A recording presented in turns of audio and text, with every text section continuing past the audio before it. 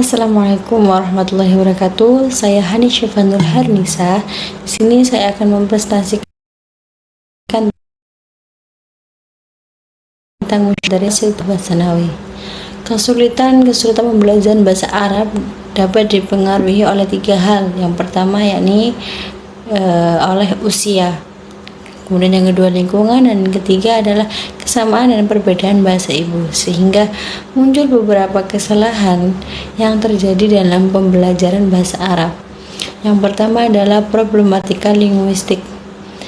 Di sini ada kesalahan dalam tata bunyi atau biasa disebut dengan makharijul huruf, di mana seharusnya sering diterapkan pada pembacaan ayat suci Al-Quran, berbeda dengan pengucapan berbahasa Arab. Karena prinsip pembelajaran bahasa Arab adalah bagaimana mengucapkan bahasa seperti orang Arab. Kemudian yang kedua adalah kosakata. Banyaknya penggunaan kosakata atau mufradat dalam bahasa Arab, kemudian adanya perbedaan makna yang biasa digunakan oleh orang Arab, pemicu munculnya kesalahan dalam pembelajaran bahasa Arab. Contohnya tarbiyah. Makna tarbiyah di Indonesia adalah diartikan dengan pendidikan, sedangkan tarbiyah di asli orang Arab ialah menggemukkan badan. Adanya perbedaan makna dalam satu kata mufradat tersebut. Kemudian yang ketiga adalah tata kalimat. Tata kalimat bahasa Arab berbeda dengan bahasa Indonesia, namun masih kebanyakan para murid Indonesia terbawa dengan logat bahasa Indonesia. Contohnya dengan kalimat tanya, min aina anta. Bahasa Arab selalu diawali dengan kalimat tanya. Kalimat tanya terletak pada awal kalimat.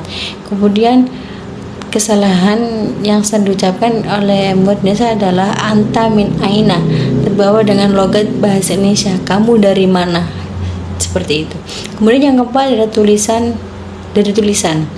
tulisan bahasa Arab yang berbeda dengan ejaan bahasa Indonesia, sehingga terkadang siswa sudah hafal dengan kosakata bahasa Arab tersebut, tetapi masih banyak kesalahan dalam penulisannya. Hal ini perlu dilatih dengan imla untuk memperbaiki kesalahan tersebut.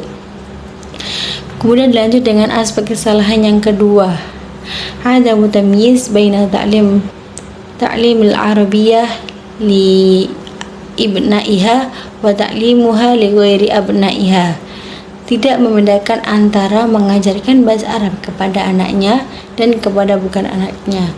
Yang dimaksud adalah kebanyakan para pendidik di Indonesia tidak menyadari adanya perbedaan antara mengajarkan bahasa Arab kepada murid Arab asli dengan murid di Indonesia, sehingga muncul kesulitan atau mindset sulit pada siswa tersebut, dan juga masih menggunakan buku ajar yang salah ditujukan, di mana buku ajar yang untuk murid Arab asli itu ditujukan untuk murid tahap awal, namun di sini ditunjukkan untuk murid yang tingkat tua dan muda, sehingga kurang memperhatikan aspek-aspek yang seharusnya menjadi peran penting dalam pembelajaran bahasa Arab. Kemudian kesalahan yang ketiga adalah al-mubalaghah fi istikhdam al-lughatul wasithah fi ta'limil arabiyyah. Berlebihan dalam penggunaan bahasa perantara dalam pengajaran bahasa Arab. Yang dimaksud dengan bahasa perantara adalah penggunaan bahasa lain sebagai pengajaran bahasa Arab, baik itu bahasa ibu maupun bahasa umum seperti bahasa Indonesia, dapat menghambat atau memperlambat pembelajaran bahasa Arab. Kemudian yang keempat adalah al-mubalaghah fi rittil lughatul arabiyyah bid-darasatil islamiyah. Berlebihan dalam menghubungkan bahasa Arab dengan pelajaran Islam. Memang keduanya memiliki hubungan yang sangat erat dan tidak dapat dipisahkan. Namun anggapan yang berlebihan bahwa misal mahasiswa lulusan salah satu dari keduanya dapat mengajar bersama dan pada tingkat yang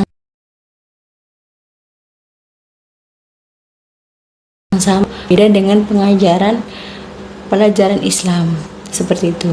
Kemudian dilanjut pada kesalahan yang kelima, yaitu al-mubalaghah fi tadkhim al-farqu baina fashah wal amiyah, melebihkan perbedaan antara bahasa klasik dan bahasa sehari-hari. Bahasa klasik biasanya seperti yang ada di Al-Quran, kemudian sedangkan bahasa klasik, bahasa sehari-hari memiliki perbedaan antara bahasa klasik dan bahasa sehari-hari dari cara membaca maupun dari beberapa maknanya. Kemudian yang keenam adalah ta'lim anasiril lughah wa maharatiha bitariqa al-qawaid wa tarjamah, mengajarkan unsur dan keterampilan bahasa dengan metode qawaid dan terjemahan, seperti pengajaran teori tentang tata bahasa, di mana dapat mengabaikan aspek komunikatif, di mana terkadang para siswa mampu membuat kalimat yang sesuai dengan kaidah atau jumlah mufidah, tetapi tidak paham dengan apa yang didengarkan dan terkadang tidak mampu mengucapkan apa yang mereka ingin ucapkan.